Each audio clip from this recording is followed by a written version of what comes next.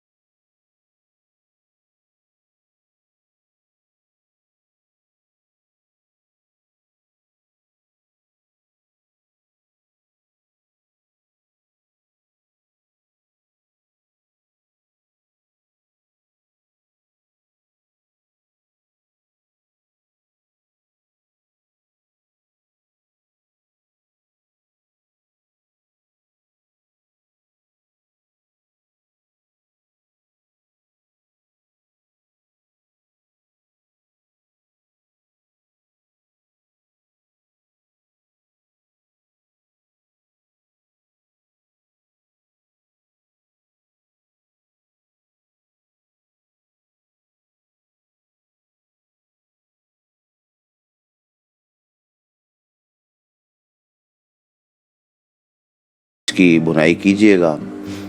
ये 5-7 मिनट के बाद देखिए इसकी शक्ल भी कुछ ऐसी हो गई, पानी भी खुश्क हो गया, इसकी भुनाई भी बहुत अच्छे तरीके से हो गई है। अब जो हमने 3 अदद टमाटर काटे थे वो इसमें आप डाल दीजिए। इनको डालकर थोड़ा सा भून लें। जी हाँ, ये देखिए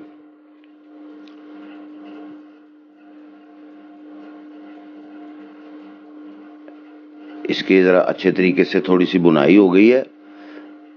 तो अब बारी है इंशाल्लाह भूनने के बाद जब ये गल जाए थोड़े से, तो आप देख लीजिएगा 5 मिनट के बाद ये तकरीबन गल जाएंगे।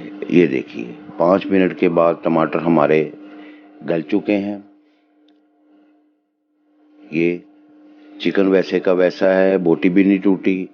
और इसमें जो हमने वो भिगो के रखे थे पानी वगैरह फेंक कर, आप इसमें ब्लैक आई बीन्स जो अरवा हैं वो इसमें डालकर खूब अच्छी तरीके से भूनिए। अगर पानी खुश्क होता जाए तो थोड़ा थोड़ा पानी इसमें डालते जाएं और इसकी भुनाई अच्छे तरीके से आपने करनी है, ताकि इसमें अदरक लहसुन वगैरह की जो खुशबू है, नमक मिर्च की, वो बिल्कुल अच्छे से रच बस जाए। असल में ये टेस्ट जो है ना इसका, ये बुनाई से ही आता है। जितना आप इसको भूनेंगे उतना ज्यादा ये जायकेदार बनेगा। अब इसमें आपने तकरीबन आधा चम्मच पिसी हुई काली मिर्च जो है वो ऐड कर देनी है। और इसके अलावा मसाला आपने कोई इस्तेमाल नहीं करना, क्योंकि उसकी अफादियत फिर ख़त्म हो जाती है, जो नेचुरल खुशबू है उसकी वो ख़त्म हो जाएगी। ये देखिए इसको अच्छे तरीके से आपने भूनना है। ये अच्छे तरीके से हमारी तकरीबन 10 मिनट तक मैंने इसकी भुनाई की है। 10 मिनट के बाद जब ये अच्छी तरह भुन जाए तो उसमें जितना पानी आपको चाहिए उतना आपने डाल देना है। ये आप प्रेशर में भी बना सकते हैं। प्रेशर में ये है कि आपका वक्त जो है वो बच जाएगा, ये जल्दी गल जाएंगे। तो वैसे भी इसको अगर प्रेशर से बगैर भी बनाना चाहें तो ये इंशाल्लाह ताला गल जाएंगे। ये देखिए ये अब ये तकरीबन गल चुके हैं माशाल्लाह से। और रंगत भी देखिए हमारी हंडिया की सुर्ख हो गई है। और जो 2 अदद हमने सब्ज मिर्च काटी थी बारीक बारीक, वो इसमें आप ऐड करके तो आग को हल्का कर दें और इसको 5 मिनट के लिए हल्की आग पर आपने दम दे देना है। दम देने से ये होता है कि इसका ऑयल जो है वो जुदा हो जाएगा। ये देखिए ये कितनी खूबसूरत इसकी माशाल्लाह से खुशबू भी आ गई है और हंडिया का रंग भी चेंज हो गया है। आग को बंद कर दें और इसको डिश आउट कर लें। ये देखिए इस तरीके से आप इसको डालिए, तरी भी ऊपर डालिएगा। इसको घर की रोटी के साथ खाएं, खाली चम्मच के साथ खाएं। ये खसूसन जो पुराने लोग हैं उनकी बड़ी पसंदीदा डिश है ये।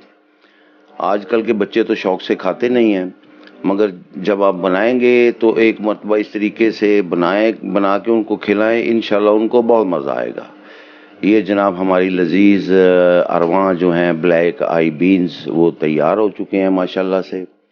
रोटी घर की, चपाती वो भी तैयार है अल्हम्दुलिल्लाह से। आप खाएं, दोस्तों को खिलाएं, बहन भाइयों को, वालिदैन को, बच्चों को खिलाएं, मेहमानों को खिलाएं। इंशाल्लाह ताला खाने के बाद हर आदमी आपकी तारीफ करेगा। इंशाल्लाह ये बहुत जायकेदार डिश है। महीने में 1-2 मरतबा ज़रूर इंशाल्लाह बनाया करें। खाने के बाद हमेशा अल्लाह का शुक्र अदा किया करें। इंशाल्लाह अगली नई रेसिपी पर फिर आपसे मुलाकात होगी। तब तक के लिए इजाज़त। अल्लाह हाफिज़।